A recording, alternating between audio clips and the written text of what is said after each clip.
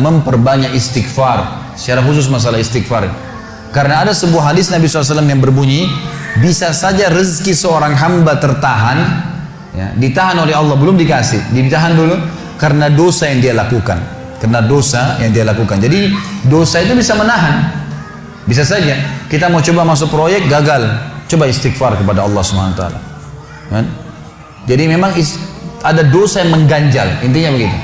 Pernah ada 3 orang datang kepada Hasan Basri rahimahullah, seorang ulama tabi'in yang masyhur. Datang 3 orang ini, dan Hasan Basri ini juga terkenal dengan kesolehannya. Kalau ngomong selalu surga, neraka, rahmat dan taubat dan azab. Itu saja berputar perkataannya Hasan Basri rahimahullah. Jadi orang sering datang ke rumahnya minta nasihat. Ada 3 orang datang satu hari antri di rumahnya. Yang satu masuk mengatakan, wahai imam, wahai kiai, wahai ustadz, saya sudah lama menikah dengan istri saya ini, tapi belum dapat anak. Sudah 10 tahun nikah nggak dapat anak. Kami sudah ikhtiar ke tabib ini, minum itu, tapi belum juga Allah takdirkan. Apa saran Anda? Maka kata Hasan Basri, perbanyak istighfar. Perbanyak ya, bukan kerjakan istighfar, perbanyak. Terus lisanmu astagfirullah wa atubu ilaih, astagfirullah terus ucapin, jangan berhenti. Gitu. Maka kemudian keluar orang tersebut. Masuk orang kedua mengatakan, wahai imam, saya sudah lama kena penyakit di perut saya, sakit terus. Kalau sakit saya sampai nggak bisa tahan, rasanya pengen mati saja kena sakitnya. Sudah coba berobat ke sana sini nggak sembuh-sembuh. Apa saran Anda?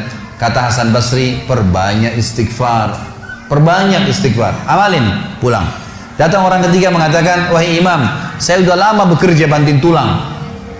Mayoritas waktu saya sehari kerja keras, tapi saya tidak pernah kaya seperti fulan. Ditunjuk orang kaya di kota itu, di kota Basra, di Irak. Apa saran Anda? Kata Hasan Basri, perbanyak istighfar. Pulanglah 3 orang ini. Lalu kemudian istri Hasan Basri bertanya, wahai suamiku, ketiga orang ini tadi butuh, satu mungkin dikasih modal, mungkin satu ditunjukkan tabib yang tepat, mungkin obat. Kenapa Anda cuma suruh istighfar saja? Kenapa enggak istighfar diikutin dengan yang lainnya? Dikasih modal, dikasih obat. Kata Hasan Basri, wahai istriku, tidakkah kau dengar kalau mereka sudah ikhtiar dan sekarang tinggal mereka terbuntu, tertutup di sebuah pintu yang mereka tidak tahu bagaimana jalan keluarnya. Maka saya mengingat firman Allah dalam surah Nuh. Surah Nuh ini surah nomor 71 ya. Ayatnya ayat 10 sampai ayat 12. Nabi Nuh alaihissalam berkata kepada kaumnya tentang istighfar. Surah Nuh surah nomor 71 ayat 10 sampai ayat 12. A'udzubillahi minasyaitonirrajim, faqultu astaghfiru rabbakum innahu kana ghaffara. Yursilis samaa'a 'alaikum midrara wa yumdidkum bi amwalin wa banin wa yaj'al lakum jannatin wa yaj'al lakum anhara. Kata Nabi, kata Allah Subhanahu wa taala, Nuh berkata kepada kaumnya, istighfarlah, minta taubatlah kepada Tuhan kalian, sesungguhnya Dia Maha menerima taubat hamba-hambanya. Manfaatnya Dia akan menurunkan untuk kalian dari langit midrara. Midrar kata para ulama tafsir bisa berarti hujan yang lebat, bisa berarti rezeki yang non-stop, terus dikasih sama Allah bertubi-tubi. Dan dengan istighfar Allah akan memperbanyak harta dan keturunan kalian, dan Allah akan jadikan kebun-kebun kalian lebat, dan Allah akan suburkan juga seluruh sungai-sungai kalian. Jadi di sini manfaat daripada istighfar.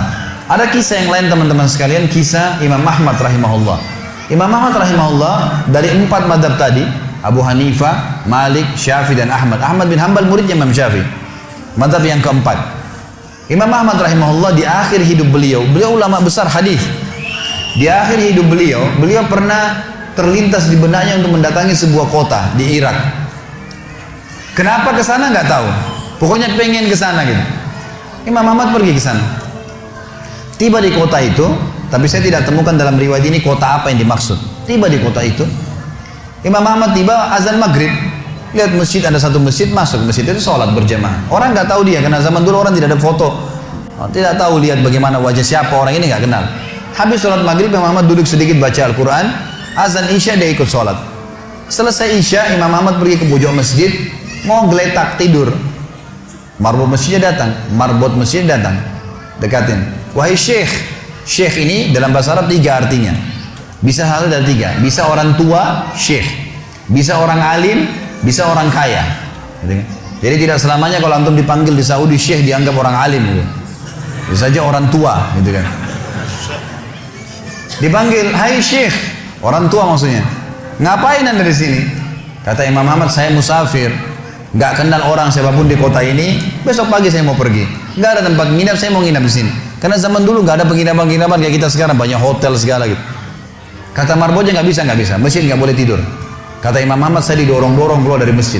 Orang ini nggak tahu kalau ini Imam Ahmad, kalau tahu mungkin diundang ke rumahnya. Tapi ini marbot, masya Allah, istiqomah nih gitu. Keluar dari masjid, ditutup pintu masjid sama dia. Imam Ahmad lihat orang yang sudah pergi, Imam Ahmad lihat ada teras masjid, tidur di teras masjid. Balik lagi marbotnya. Wahai Syekh, ngapain sini? Musafir, mau tidur, nggak ada tempat nginap. Nggak bisa Syekh.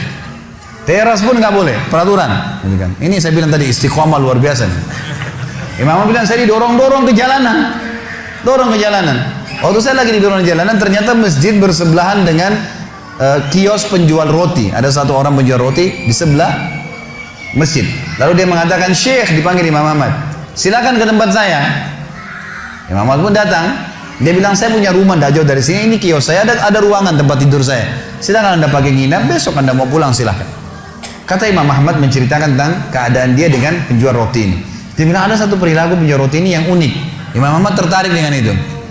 Dia bilang, setiap kali orang ini pecahin telur, ngambil terigu, ngambil garam, itu sambil astagfirullah wa atubu ilaih, astagfirullah wa atubu ilaih. Terus lisannya nggak pernah berhenti nih, astagfirullah wa atubu ilaih, kecuali Imam Ahmad bilang saya ajak ngomong atau dia bertanya pada saya. Kalau berhenti istighfar lagi, selalu begitu. Kata Imam Ahmad, saya bertanya, sudah berapa lama kau amalkan nih? Orang itu bilang, sudah lama, dari saya masih bujang. Kebetulan orang ini sudah tua seumur sama Imam Ahmad, sudah mendekati 60 tahun lebih gitu. Baik, dia bilang, sudah lama, dari saya masih bujang. Kata Imam Ahmad, ma thamaratu istighfarik, apa manfaatnya istighfarmu? Apa yang kau dapatkan dengan istighfar yang sebanyak ini? Kata dia, tidak ada apapun yang saya minta kepada Allah kecuali diijabah. Apa saja saya minta Allah kasih, tinggal satu yang belum Allah kasih. Kata Imam Ahmad, apa itu? Dia bilang, saya minta dipertemukan sama Imam Ahmad. Lah ya, kisah nyata. Imam Ahmad mengatakan, Allahu Akbar, istighfarmu lah yang membuat saya datang ke kota ini, tidak tahu kenapa. Istighfarmu yang membuat marbot masjid mendorong-dorong saya keluar masjid. Istighfarmu yang mendatangkan saya ke tempat ini, tempat praktekmu, ke rumahmu. Karena saya adalah Ahmad bin Hanbal.